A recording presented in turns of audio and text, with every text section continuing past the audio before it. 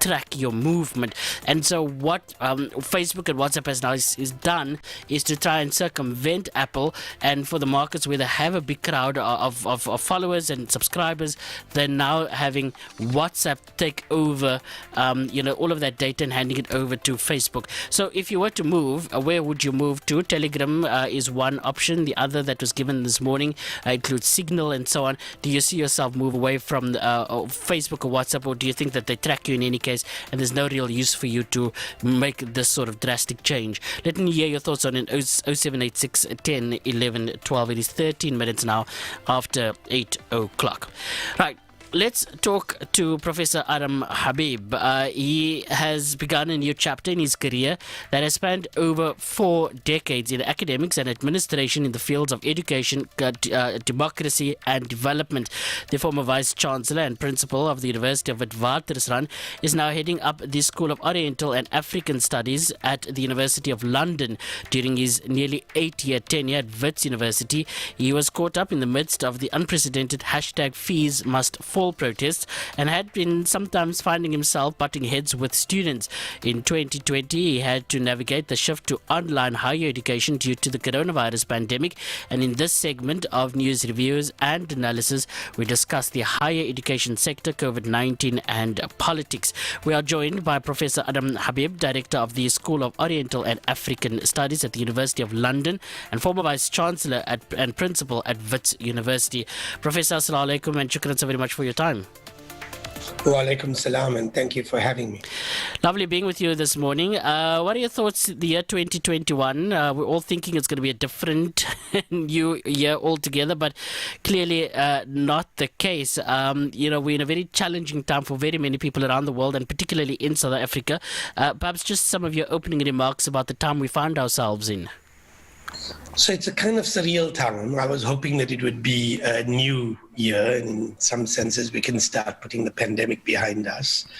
Clearly we can't. A couple of interesting things. Firstly, the pandemic's arising both around the world, both in South Africa and in the UK.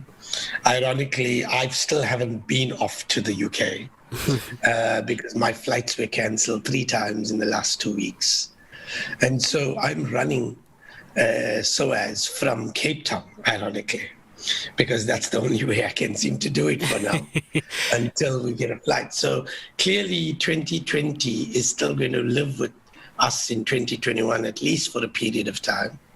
I think that the real issue is going to be vaccines and how we make vaccines available, and the fact that there is a debate and there needs to be a debate, and we need to start paying attention to how we get those vaccines. And should that be a debate? Because, I mean, I think there were at least something like 8 or 9 years ago, you spoke about, the world ahead, and in particular, you spoke about the field of research, vaccines, etc., all of those things. And here we are, where it does appear, and particularly in the field that you sometimes play, and have a lot of debate, social media and online, that there is a big contestation and a mistrust, certainly, of even the medical science. How do you read the current contestation and debate around medical science, whether we can trust it, and particularly pharmaceutical companies that come up with these things? So I think that there's a 2-part debate to this, and I think it's important that we reflect on that. The first part of it is that, we had vaccine production capacity pre-1994. And clearly we allowed that vaccine production capacity to disappear. And we, for 20 years now, have been talking, if you listen to public health scientists, they, for 20 years have been saying the fact that we do not have manufacturing capacity around vaccines is something to be worried about. And there's been some attempts to get public-private partnerships in this regard, things like BioVac. But to be honest, as a country, it's outrageous that in the dawn of the 21st century, we do not have vaccine capacities available. And we should have been regulating our private sector and our pharmaceutical companies, including Aspen and others, to ensure that we did have vaccine capacities, production capacities available in South Africa, for South Africa and the African continent. And the fact that we are now scrambling to buy vaccines should never have been the issue, and we are paying the consequence for that. So, that's the first thing. And I think that that's a failure of leadership at the highest of levels in both government and in the private sector. Secondly, is the issue you raise, and that is about trust of vaccines, trust of pharmaceutical companies, trust of science itself. And there, I must say, I am less entertaining. Yes, I don't trust pharmaceutical companies all the time, and clearly they're driven by profits. And that is something that we should be worried about, and we need to constrain them. But really, we need vaccines. Vaccines is a part, and therapies and drugs are a part of managing the health crises of our world.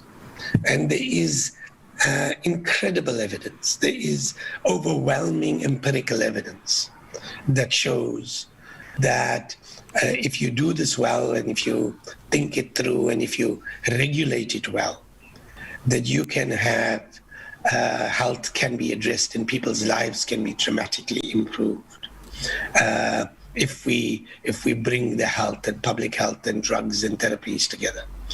And I think that there's a broader political distrust in the society, not only in this country, but around the world. And that political distrust by citizens into governments, into those in power, has begun to manifest in places like vaccines, etc. And at some point, I think we're going to have to stare it down. We have to confront it. Yeah, but this debate I find to be very polarizing. That there are so very many different push and pull factors in how we frame our debates in respect of particularly medical science as well. But one of the challenges sometimes is that while yes we may have an intolerance for people that are clearly seeking to remain in the dark ages, it doesn't help that you have, for instance, pharmaceutical companies, big pharma, corporates, etc., having a record for misleading people. For having paid off science before, for having, for instance, done a whole lot of dubious things that really is, I believe, symptomatic of capitalism. And then you have a scenario that we sit today with that when we try to be proactive and productive in how we arrest this thing called the pandemic, it is being pulled all over the place by these very realities that there is this big mistrust even of big pharma and medical science. Yes, so I think that that's right. And I think that that is a problem. And I have my own criticisms of the way our economy and capitalism is structured. But it seems to me that part of the challenge is regulation.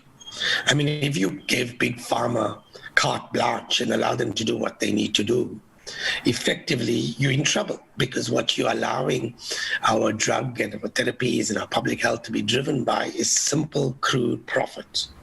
And the way you bring that into the way you control it is through regulation. And my question is, where was our government in it? Why aren't they managing it? Why aren't they regulating it? When big pharma actually bribes scientists, people should be in jail. When you actually have consequences for that, then there will be action. So there needs to be an appropriate regulation, and let's not duck it. We've made such dubious appointments in our state that even if we wanted to manage and regulate big pharma, we don't have the technical and sophistication to do so. And that's what we found in this pandemic. I've written a couple of times about what's played out in this pandemic. And the tragedy in this pandemic is not that the president hasn't followed science, or frankly, that the minister hasn't done best practice. It hasn't been perfect, but compared to what's playing out in many parts of the world, Cyril Ramaphosa's William Keys have led with a sophistication. They've been crippled by a health service and a public service that is incompetent. And it's incompetent in the extreme. And that's why we've been having a problem. Now, for instance, I think that problem you suggest is a bigger problem. We could, for instance, have mobilized the capacities of the private sector to distribute food parcels. I mean, for instance, South African breweries distribute alcohol to every shebeen in every township every week. The fact that they can have that kind of delivery system logistical capacity is something that we should have mobilized. Why didn't we? Because we don't have the trust of the private sector. We want to distribute 350 billion in grants. We've got one of the most sophisticated financial systems and group of banks in the world. Why didn't we mobilize their capacity? So I think that's where the problem is.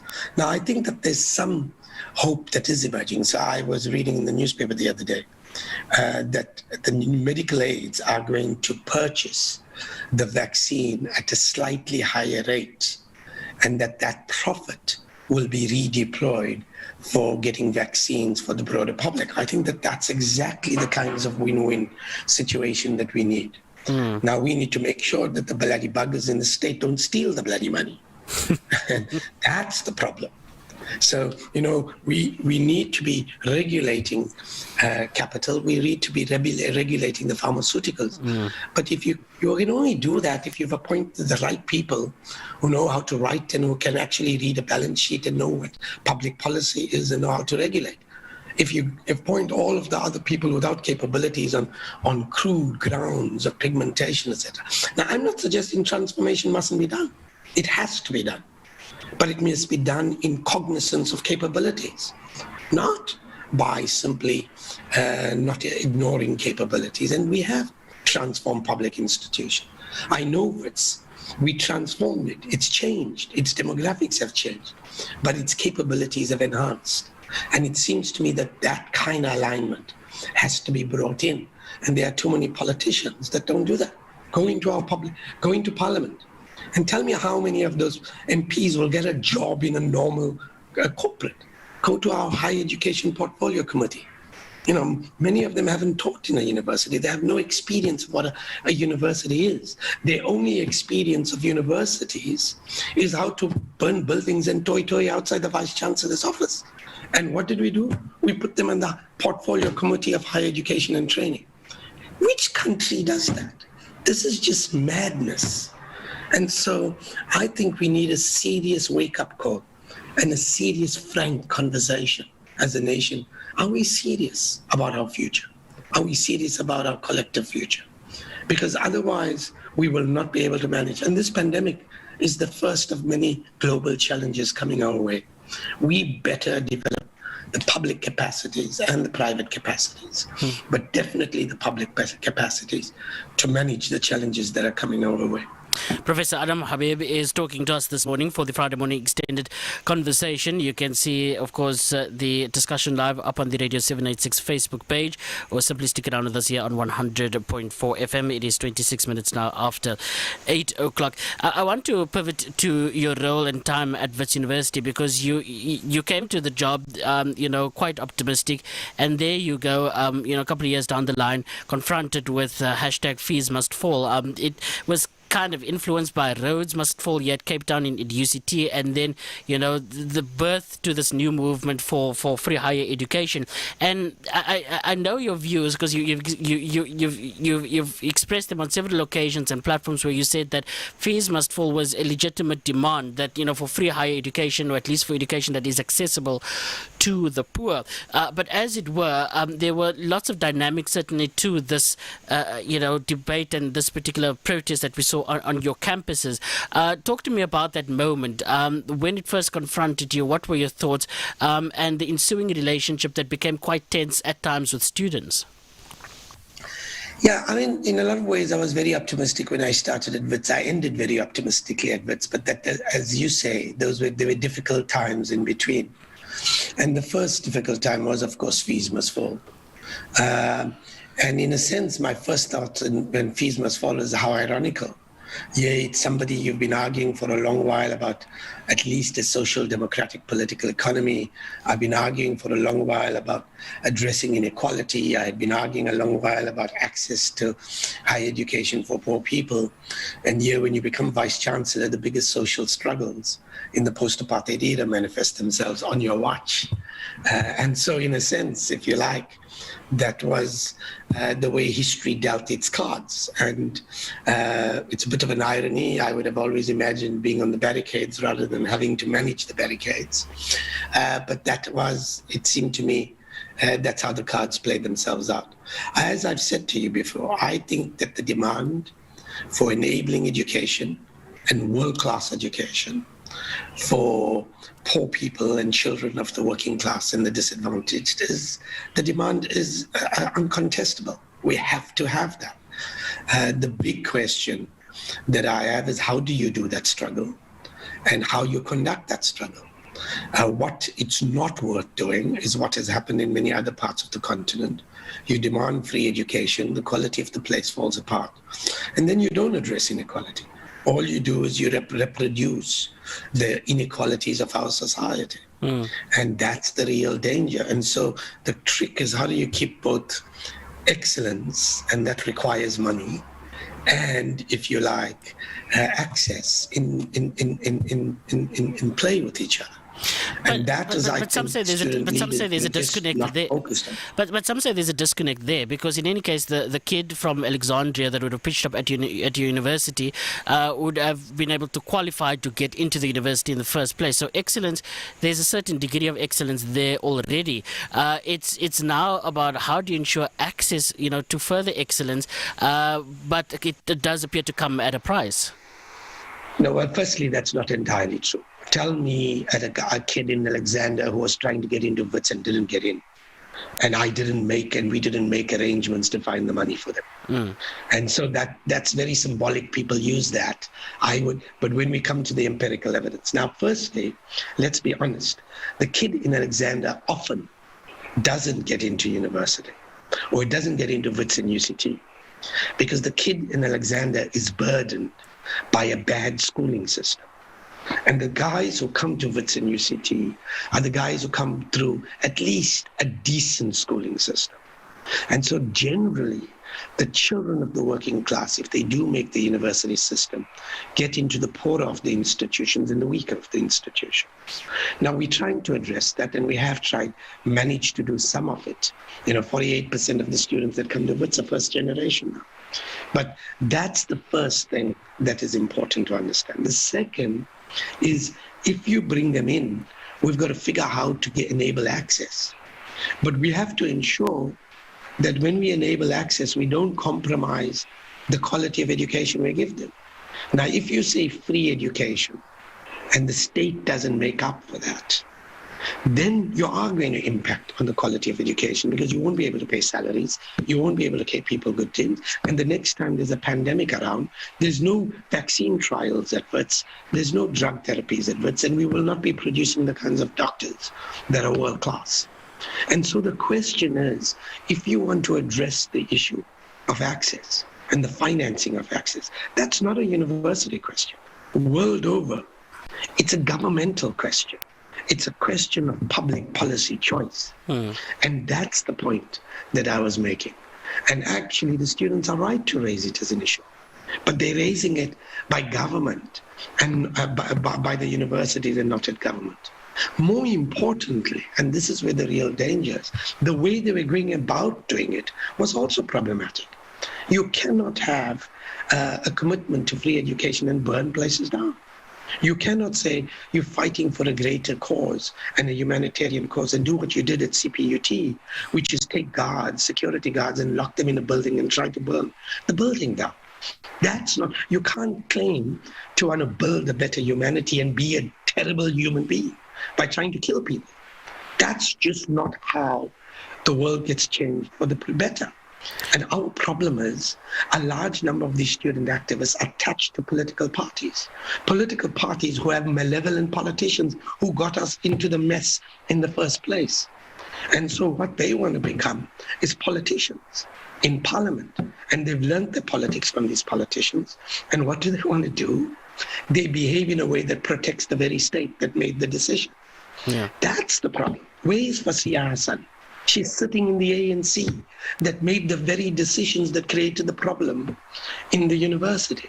Where is Nompentula? She's sitting in the National Parliament that created the problem. And that's true of EFF politicians, it's true of everybody else. So we need to have a frank, honest conversation.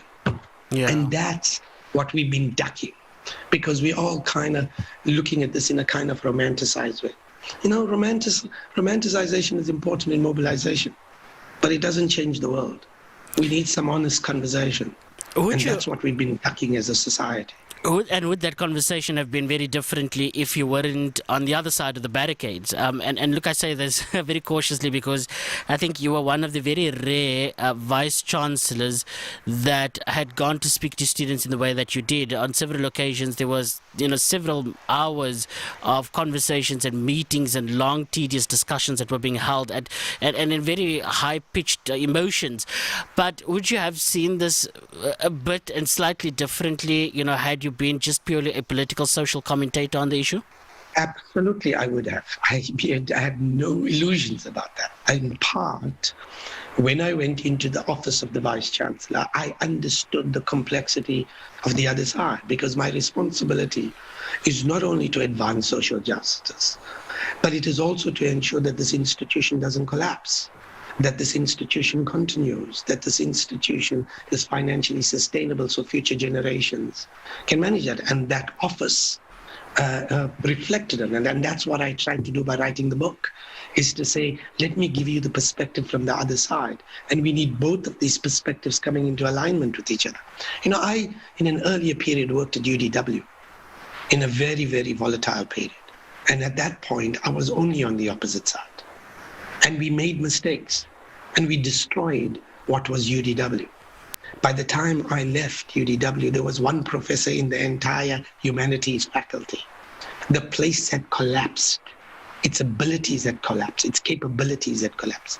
And you'll see in the book I say, the thing that went through my head when I was managing Fees Must Fall at Wits is I will not allow what happened at UDW again.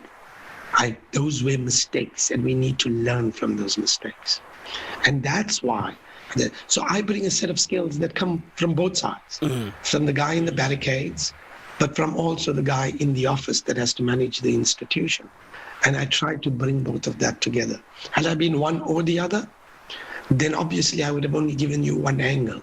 But I think I understand the complexity of this in a much greater way. And we need to talk about it, to think that through. And that complexity is what we need in multiple levels. We need it in parliament. We need it in leadership institutions.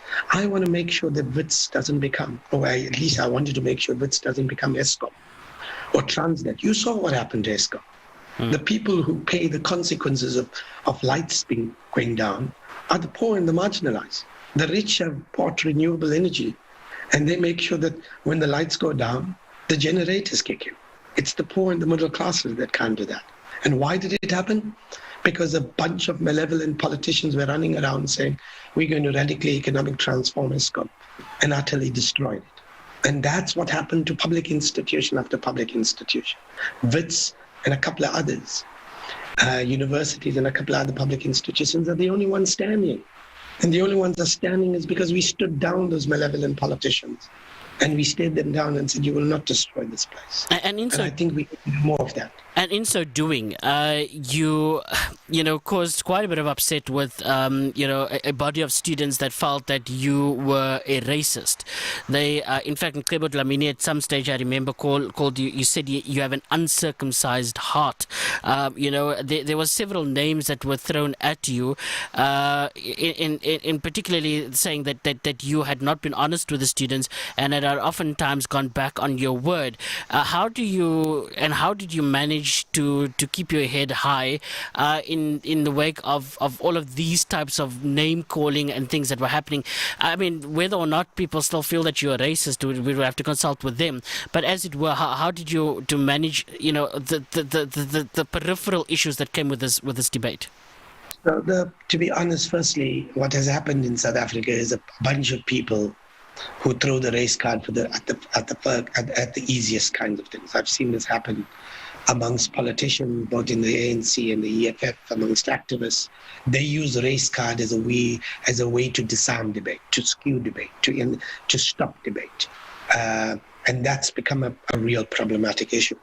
The answer to this is not to allow malevolent players to kind of effectively derail you. Do the right thing, stick to the right thing, and eventually it works out. And so ask yourself, when I left Wits 4 or 5 years later, what Mqebo Dlamini said. Mqebo Dlamini said that we're going to miss him.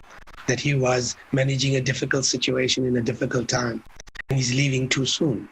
Go look at the activists and others who've said, and ultimately you judge me and judge my colleagues, not by what a group of politicians say. We must stop doing that. But you ask us, what happened to Wits? Is its reach up? Is its pass rates up? Is its transformation up? Is it a financially sustainable place? If those things are up, you say you did a good job. Not because Julius Malema likes you or Mqebo Dlamini likes you. So when do I care what Julius Malema thinks or Jacob Zuma or Mqebo Dlamini? I care about doing the job. And if the guy in ESCOM did the job, instead of caring what Zuma thought, we would not be having lights going down.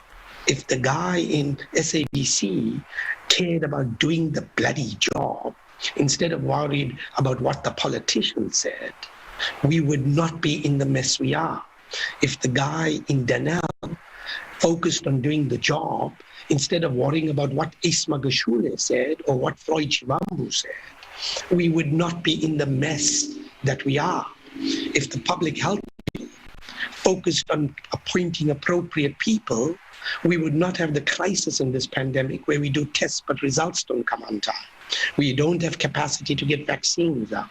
We don't have the money and manufacturing capacity to vaccine. Let's get people to focus on doing the bloody job instead of trying to ingratiate themselves with politicians. And I think that's the lesson that Fees Must Fall shows. That's the lesson that we all need to start taking seriously in public institutions. Public institutions are not state institutions. They're not there for Isma Gashule or Floyd Shivambu or Julius Malema or Cyril Ramaphosa to destroy as they think or to appoint their buddies. They're public institutions meant to service the public. That's what they're there for. And that's what we need to start taking seriously as South Africans.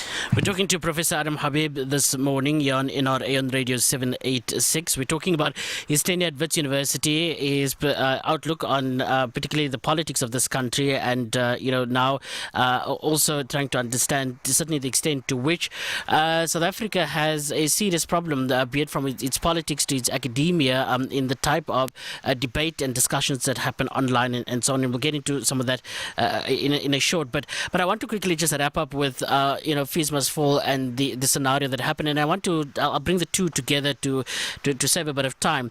The one is, Prof, I think it was October 2015, if my memory serves me correct, where you were supposedly held hostage.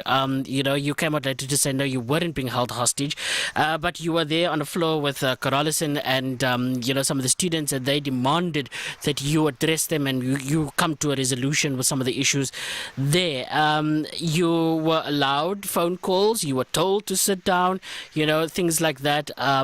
What went through your mind at the moment? You came to say you weren't held hostage, but many, when looking at that picture, felt that that was indeed the case.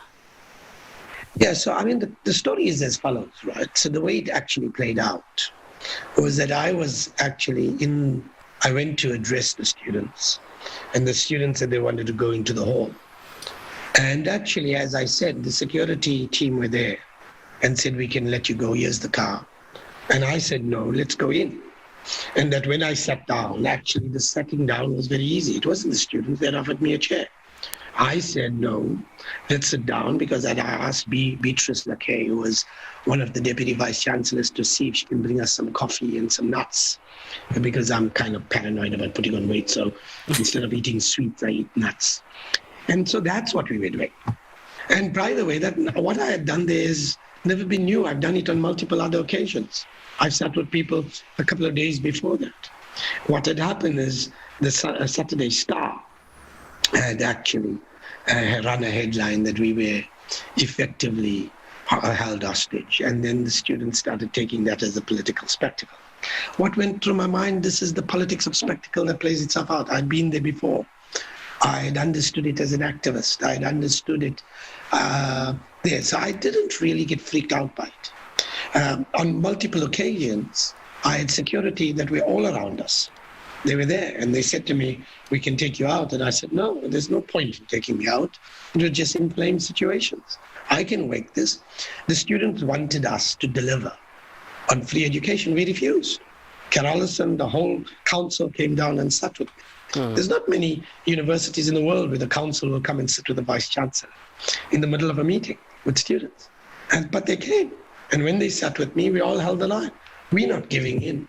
We accept that this is a legitimate charge, that the cost of higher education.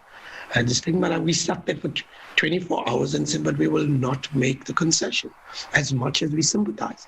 The guy who's going to make this concession is the president himself, which at that place was Jacob Zuma. That's what we said. And we held the line. 24 hours later, we didn't make that concession. And 7 days later, the guy who made the concession was Jacob Zuma. That's who made the concession. And that's what happens. So if you like, that day on that concourse and that night on that concourse was, if you like, an engagement process, a willingness to engage, but a willingness to remain firm and not destroy the university. We did both. My council and I did both, and the executive did both. We stood there, we engaged. But we also said, we will not make the concession. We'll sit here for 3 days if need be. And then eventually what happened, 7 days later, Jacob Zuma made the concession. When they asked me on Wednesday, 2 days earlier, what should we do? I said, make the concession, because the students have a legitimate claim. You've been talking and running around about free education, and then you've been reducing the subsidies. You've been lying to the nation. And now you're paying the consequence. We're not paying it because I'm not destroying this public university. That's the kind of engage, but remain firm, focus on the core business and the delivery of what is your core responsibility. And for me, that's what I'm saying, not Wits. Every public institution should be doing this. And the fact that we had people not doing that at ESCOM, SABC, SAA, is precisely why those institutions are in crisis or have utterly collapsed. And those concessions were particularly around historical debt and, free higher education for students that come and meet a particular criteria. That's later, at the union buildings when the president, of course, addressed the nation. I remember I was at, I think it was Stellenbosch University, completely just rushed back on that Friday afternoon as the president addressed the nation. Did you find at any stage that Fatima, your wife, said, listen, Adam, this is just too much, the name calling, the threats of violence and all of these things is not what you signed up for. You came here for an academic job. Now you are having to be party to managing what is a broader social problem in South Africa. Did Fatima at any stage say, walk away? No, so we had an interesting debate. So Fatima, firstly, I feel Fatima made a huge sacrifice in a way that I didn't. And I often said that. I said that in my farewell. Because, when you're in the midst of it, the adrenaline is pumping. You kind of, the endorphins are in you. But if you're seeing it from afar, of a loved one going through this, you don't have the endorphins, but you have the burden. And it seemed to me that the person who really suffered in this was Fatima. And I always worried about it. She really struggled with this, and she really struggled with the issues that this raised. She struggled with the threats and the hypocrisy and the lies. And the fact that you'd get student activists who'd come and say, we love you on the one hand, and on the other hand, do the kinds of things that they would say in public about uncircumcised hearts and all of that kind of stuff. And that applied to people across the board. With the real issue that Fatima had a debate and I had a debate, but she's always supported me on this. She always saw it as a passion and as a calling. The real debate we had on this was whether I should have done a second term. So at the end of my 5 years, I think it was 2017, the real issue is, should I continue? And Fatima said to me, think about whether you want to do this again. Do you really want to do this? Because in this kind of climate, in this kind of system, with these kind of politicians, they'll hang you to dry. And that's the debate we had as a family. And that's what we focused on. I think it got easier in 18, 19, 20. But there was a conversation, and the real conversation was not during Fees Must Fall in 2015 and 16, because I was in the job. And I've always said, if you're in the job and things become difficult, you don't run. You actually do the job you are meant to do, because you made yourself available for the job. The real debate that emerged was in beginning of my second term. And that's when we had that debate. And then we still agreed to proceed in that regard. Yeah, and I think, I don't suppose you have very many regrets about a lot of these decisions, because there are very many life lessons that you've learned, and I remember a time way back, and maybe to pivot away just from university affairs and academia, you at one stage, were called a terrorist to the highest degree. You were banned from traveling to the United States. You were in fact deported from the United States, and it had to take Hillary Clinton, the Secretary of State, to in fact unban you. Till today, have you found out ever why you made it to the list? No, we have no idea. I mean, part of the problem and part of the settlement that eventually agreed to by the lawyers is that we wouldn't demand knowing how and why we got onto the list. And my gut feel is what had happened is kind of peculiar things that happen in government. What they did was they have an algorithm that determines who gets on the list and who doesn't. And if you meet certain criteria, you do. Political activist, radical background, Muslim name, travels a lot. And each has a point. And suddenly I think I went over a magical number. And then, like bureaucracies all over the world, once they make a stupid decision, they don't know how to unravel it. And it took all of the other failures. And there's a big debate about the legacy of that administration, Barack Obama's administration. The one thing that did do is my exclusion from the United States was withdrawn by the Obama administration in the early days of them coming to power. And it wouldn't have happened without that. Otherwise, it would have gone to court. But the lesson I learned was twofold. One is a willingness to have thoughtful leadership figures in government. But the second is it wouldn't have happened without social mobilization in the United States, the American Civil Liberties Union taking up the case, the Sociology Association fighting that case. There were a whole series of social movements that rose to the challenge and that said you can't exclude Adam Habib because you don't like him or his views. And that mobilization, that civil society is as important in making the state change as it is of having reasonable, thoughtful, capable human beings in offices of state. Yeah, and sticking with the United States, some have sought to draw parallels between South Africa and what has happened, particularly in this past few days in the United States and the Donald Trump presidency, saying that that to a certain degree we felt that Jacob Zuma was problematic, but if you look at Donald Trump, that's another complete different story altogether. What are your thoughts currently on what lessons we draw from what is happening there? Because look, I think a lot of it you can find similarities in India with the Modi government. You can find similarities in Brazil, and even in South Africa, that there are these very right-wing type policies that we see take hold in the form of our politics, our body politic, but also the type of leadership which you've got to lengths earlier to describe and lament here in South Africa. Just your thoughts on the United States, as it were, and the type of challenges that confront that nation. Well, I said three things, and I think that they all are relevant. On Twitter, I said the other day, those sites were just unimaginable. Who would have imagined Americans scaling the walls of Capitol Hill and making the senators and the House the House members actually run for their lives and having people killed?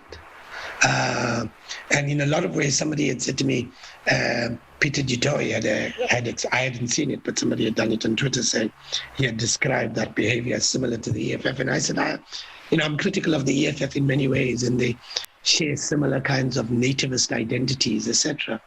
But to be honest, they've never come close to doing that kind of stuff at our parliament. They've kind of disrupted parliamentary proceedings, but they've never come close to that. And I do worry. I think our world is in a very dangerous place. There are fascist populist forces around the world. The Republican Party has elements of it. but the Modi government, as you've suggested, Bolsonaro in Brazil, and I think elements in South Africa, both on the far right, which are connected to the Trumpian project in many ways, and in the black community around associated with the EFF. The language and rhetoric is different, but they reflect, what is a fascist project? It's nativist identities, it's a propensity for violence, it's the politics of spectacle, it's, if you like, a focus on leader and the grand commander, whatever. Those are fascist overtones, and they exist in South Africa, they exist in the United States, they exist in India, Brazil, and in parts of Western Europe. We should be very, very worried. The worry about Donald Trump is not that he's a bad leader. It's not that he's a terrible human being, all of which he is. The real worry is that 73 million people voted for the bloody bugger. That's what we should be worried about. Because that suggests that those ideas have roots. It suggests that our world is polarized, that there are people who see this as a zero-sum game. Our worry shouldn't be that there's a guy like Donald Trump. There's always been guys like Donald Trump. But in this particular historical moment, guys like Donald Trump can get the vote of 49% or 48% of Americans. That's what we should be worried about. And that's what we should be worried about in India, that so many millions of people can vote for that Modi, that so many millions of people in Brazil can vote for Bolsonaro. That's what we should be worried about. The far right, white right, by the way, have no hope in hell of coming close to power, in South Africa at least. Yeah. And frankly, to be honest, I think even the EFF are quite constrained in that sense. And so we're lucky in that sense compared to what's happening in the United States, in India and Brazil. And we should welcome that, but we should try and make sure that we never get there. Yeah. Because sooner or later, our population must not become so hardball that they say we need a strong man to run the place, because that will be to the detriment of South Africa and its people. Professor Adam Habib is on the line with us. We're wrapping up our conversation right now. Of course, he is a well-known academic, a political commentator, and he is now at the university, overseas. He's at South, and as it were, we're looking at his life. He's written very many books, but as some call him, a liberal lefty, born in Pietermaritzburg.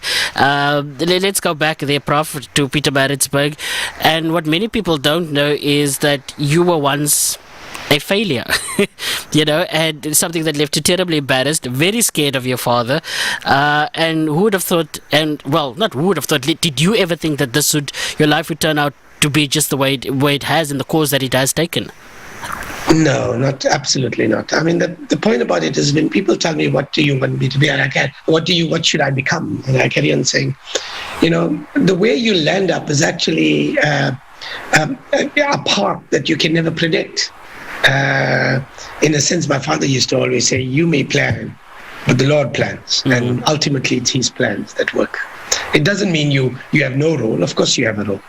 You have to do well, you have to work hard, you have to make the right decisions. But ultimately, part of it is chance, part of it is fortune, part of it is skills and capabilities and hard work. And it's that combination of things and political circumstance and historical circumstance that lead you to a particular point. If I was a 20-year-old, did I think I'd be Vice-Chancellor of Wits University? It never entered my mind. I hadn't even thought about even thinking of such a career. Yeah. And so that's something that's worth. The thing about Pietermaritzburg that I worry about, and it saddens me, is it was a beautiful town. It was a segregated town like under apartheid South Africa. But it's a town that I'm saddened by. It's completely destroyed by local government. The place is dirty, it's filthy, the whole place is falling apart, people don't get water for 7 days, electricity. In a lot of ways, I think it's a tragedy what we've done to our towns, like Pietermaritzburg, even places like Johannesburg. The places run in an incredibly bad way. And I think that is something we should worry about. Our towns are being destroyed by incompetent, idiotic politicians who couldn't organize a piss-up in a brewery. And that's the real worry I have. And that's what we need to worry about places like Pietermaritzburg, beautiful small towns Yeah. that are being destroyed by incompetence of the worst kind. Your very straight speak, Prof, may lead some to believe that you are very bitter about the state of affairs in South Africa. Are you? No, I'm not. I am. My problem is that, one of the fundamental jobs of an academic is to speak truth, not only to state power, to all forms of power, to society itself. The purpose of a university is to shine a mirror to society, so we can see what it is. And frankly, to be honest, this is home for me. I'm not bitter. What I want is to fix the problems. And if we can't fix the problems, if we don't acknowledge them. Now, if you do not believe that the state is a problem, then I don't know in which world you're living. We've seen this in this pandemic. We've seen this in multiple cases. I think I speak for the vast majority of South African society when I say the politicians really have let us down. The state officials have let us down. And the importance of building public institutions with capable people, I think I speak for the nation as a whole. And I speak for the vast majority of black people. Yeah. I can tell you that. With the EFF can ooh and ah as much as they want. I think I speak for black people more than they do. And that's simply because they think, the only thing they think black people know about is how to toy. Black people in particular want to run an institution. They want government that is accountable. They want institutions that run well. They want the provision of health and water. And you can't do that with incompetence. That's the thing. And we need to stare them, those who advocate for incompetence. We need to stare them down in the EFF. We need to stare them down in the ANC. And we need to stare them down in the DA. Wherever they've surfaced, we need to have the courage as a nation to stare them down. Yeah. And as finally to wrap up, Prof, to go back to 1984, and I don't want to harp on this, but I think it's an important lesson in life. When you failed at university, your first year at University KwaZulu-Natal, your father told you that you have one chance in life and that you need to take that chance. How does a lesson like that influence both, I suppose, your role as principal and as Vice-Chancellor of a university when you look at the performance of learners and the complexities that come with it? I don't know if you were just lazy, if you were a lazy bugger, or if you had real, academic challenges. But the reality is, we spoke about the kid of Alexandria a bit earlier, and that kid has the burden of, looking after a household and all of those sorts of things. So how does that life experience of yours, that failure, how does that influence how you see a kid like that? And secondly, even with your own children, your sons, Irfan and Zidane, how do you translate these life lessons and that which your father had imparted in how you practice life? Well, it lives with me forever. So, for instance, in the university system, I am very open to the idea, there's a big debate about academic exclusions in universities and how many chances do you give people. On the one hand, I've insisted that people get chances, that you can't have one shot. You must give people the right that they will fall and give them another opportunity to come back. But that can never be a never ending. You can't fail 8 times and say, I want to always come back at public money. That's not fair. And so the debate that we've had at Wits is, given where people come from, we ensure that we give people a chance. First time chance you have, you're given a second chance. That's why we allow people who fail to come back. But we don't do it in a never-ending way. If you repeatedly fail, then we actually do take. It's that lesson that I learned from my dad. You failed once, I'll give you a chance, but it's only one more time. And we give that chance. I give it twice. I take seriously the issue of access. This is why we go out and ensure that people are allowed.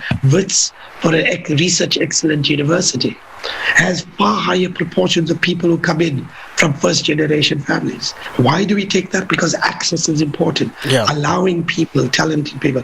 And for my children, it's one of the reasons I insist my children go to public schools. They never went to private schools. I sent them to public schools because I said to them, I want you to meet other students that are not only rich, but that come from middle class and poor backgrounds. I want you to have relationships across race and class and religion. And that was about acculturating them, allowing them to grow up in what is a normal society. not a society or a segment of society that is completely rich, where all your buddies live, go for holidays in Europe and Asia and North America. You must be able to relate to ordinary South Africans, and that's important to me, which is why my children went to public schools, they went to public universities, to allow them to be able to navigate the world as it should be. Not that a world that is a kind of elitist world that they can't confront. And that's how it lived with me. Yeah. All right, Prof, thank you so very much for affording us this opportunity. I wish you all of the very best. There are very many glowing responses here. Allah, many asking that Allah protect you, or wishing you all of the very best. With this new role, I don't know when you're going to be able to get out of here, but I take comfort in the fact that Cape Town has the best beaches, South Africa has the best culture and foods. So, inshallah, when you do leave, I'm certain that you will be coming back. Thanks so very much for joining us. Thank you. Jazakallah for all of the conversation. Professor Adam Habib there. He is the Director of the School of Oriental and African Studies at the University of London, and he's also the former Vice-Chancellor and Principal at Witwatersrand, the University of Witwatersrand, talking to us this morning in our Friday morning extended conversation. Feel free certainly to get it on our Facebook page or our YouTube channels, or simply visit www.radio786.com.